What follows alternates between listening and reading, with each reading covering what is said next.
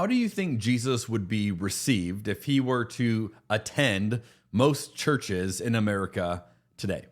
Like, can you imagine what would be the reception if Jesus physically were to walk in?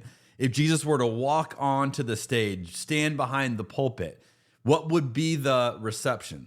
Now, the way we answer that question says a lot about our view of Jesus and obviously our view of the church today. What if Jesus were to walk in during the State of the Union address and take their microphone and begin speaking about the kingdom of God? What would be the reaction to that? See, I suspect in both examples, it probably wouldn't go well because Jesus wouldn't do what we might expect Jesus to do. Jesus wouldn't necessarily follow along with the ways that we have come to make sense of the world. And we would find that Jesus doesn't fit neatly into any of these environments. Now, last week we looked at a story of Jesus healing a paralyzed man, which is an incredible story. The problem was the day that Jesus decided to do this. It was the Sabbath. And so the religious leaders are bothered that Jesus is doing something on the Sabbath. But in addition, Jesus told the man who was healed to carry his mat. And that was work on the Sabbath. Now, this was just too much for the religious leaders. And we saw a little bit of this in the passage last week. But today we're going to look at a few verses where they double down on their reaction, not okay with Jesus doing things the way that he's doing them.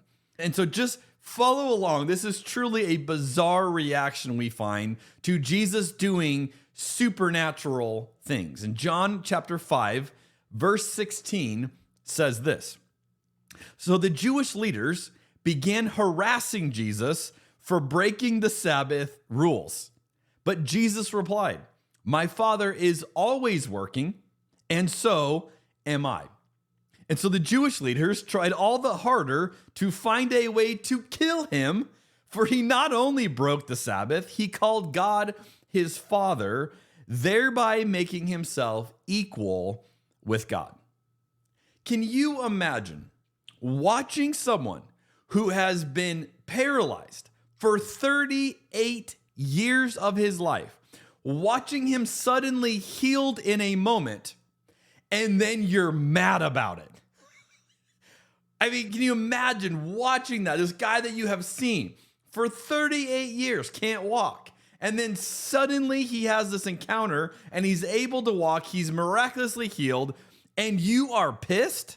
I mean, can you imagine that is the reaction? This is a massive example of missing the point. They are so bothered by how Jesus has decided to do this that it's on the wrong day that they completely miss that this guy's life was forever changed, that Jesus did for him what he had wanted done for 38 years. Now, we got to remember here in a story like this, the Sabbath wasn't just a day off. We think of it like, oh, it's just part of my weekend. I try not to work as much. I try to take a little break from email.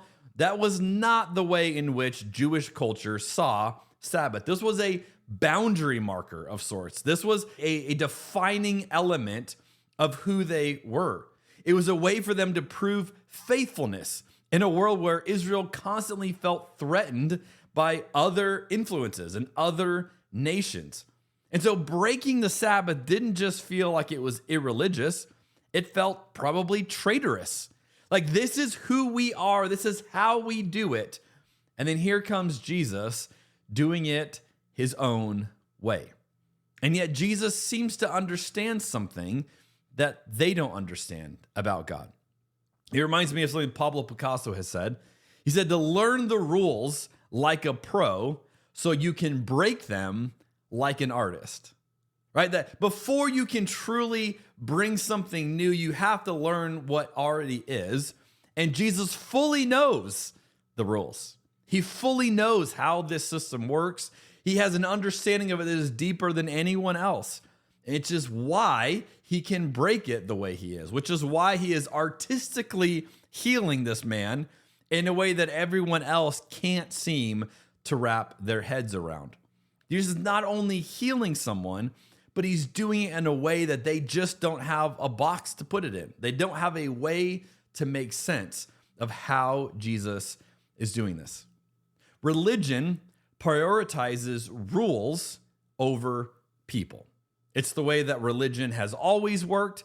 And when you find yourself caught up in religious acts, you will see that this is indeed the way it always is going to lean. But Jesus puts people first. And so there's this inherent tension between Jesus and religion.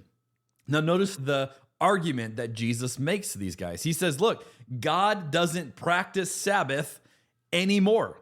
That God is always working and I'm always working and I'm always bringing good out of this.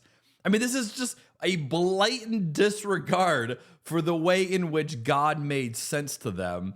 And you can just imagine them just irate with what Jesus is saying here. And as a result, they are literally now trying to kill him. I mean, the entire system is going to rise up against Jesus. When grace breaks the system will always attack grace. And we see it in this story, and we see it over and over again. Religious systems have a long history of getting nervous when grace shows up without permission.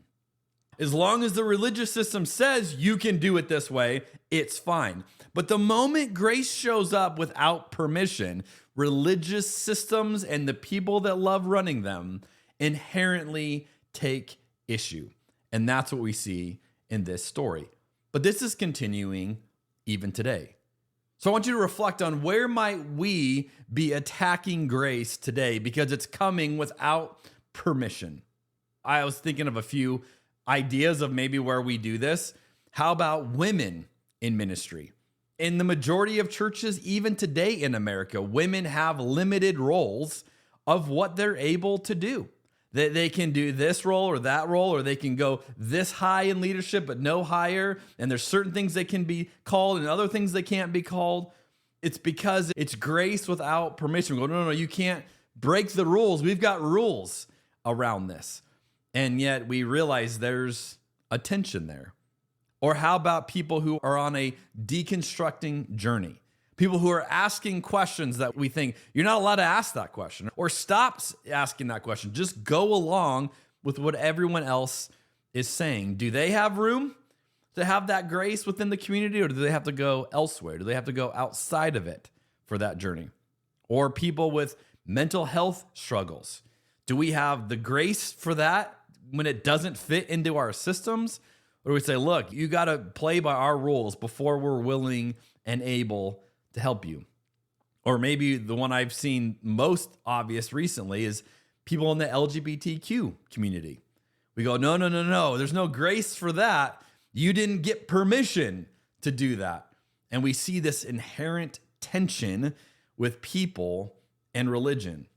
Who have we decided is too far gone or too complicated or too different for us to include? Because we may be battling Jesus in this same tension today. Jesus is not a servant of religion. He is the revelation of God. And God, thankfully, is not a gatekeeper.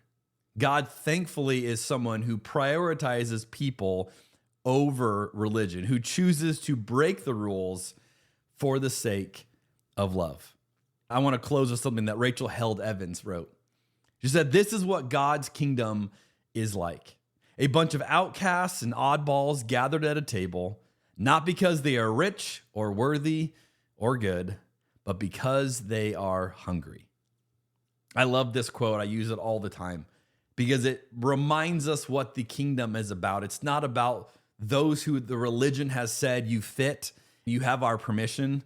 It's people who are hungry gathered at a table.